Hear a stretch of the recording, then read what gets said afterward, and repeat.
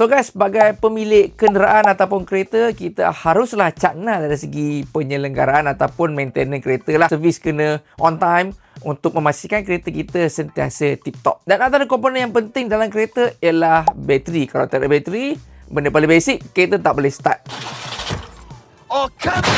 Dan tambah pula kereta pun sekarang dah macam-macam jenis teknologi. Ada infotainment lah, ada macam-macam ECU semua tu lah, memang memerlukan bateri lah. Jadi kebiasaan bateri yang kita pakai ialah lead acid battery yang dia punya jangka hayat maksimum dapat dalam 2 tahun. Itu pun nasib ada yang dapat setahun, setahun setengah. Yang paling teruk sekali pun tak sampai setahun dah kong bateri. Jadi ini ada satu brand iaitu Eisen Power daripada Australia, di mana diorang ada produk iaitu sodium ion battery. Ini berbeza dengan lead acid dan juga lithium battery, di mana dia ada macam-macam jenis advantage yang korang boleh dapat. Antara kelebihan dia ialah dia lebih lasak dengan keadaan cuaca di Malaysia. Kalau contoh kita pakai lead acid ni, bila kena panas, potensi dia akan degrade tu lebih tinggi. Tetapi sodium ion battery ni dia lebih tahan lasak. Bila kena panas pun dia punya degradation percentage tu sangat-sangat rendah. Yang kedua, kelebihan dia ialah 73% lebih ringan dibandingkan dengan normal bateri. So contohnya lead acid battery kebiasaannya dalam 14 atau 13 kilo,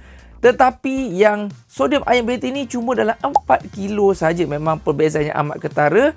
So dia main peranan jugalah dari segi muatan dekat dalam kereta. Bateri ni mempunyai voltage yang lebih stable. So bila voltage yang stable ni, dia boleh provide perjalanan yang lebih smooth dan juga bantu untuk dapat fuel consumption yang lebih baik. Dan yang paling bagus sekali, bateri ni dia ada longer cycle. So kebiasaannya macam lead acid ni lebih kurang dalam 500 kali cycle, tetapi untuk yang sodium ion ni dapat setinggi 3000 cycle.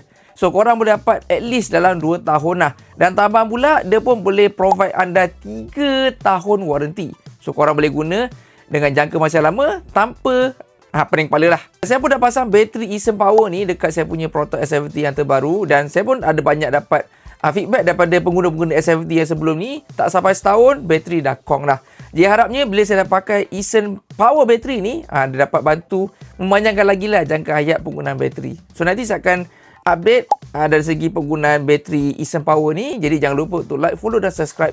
So, ciao BM.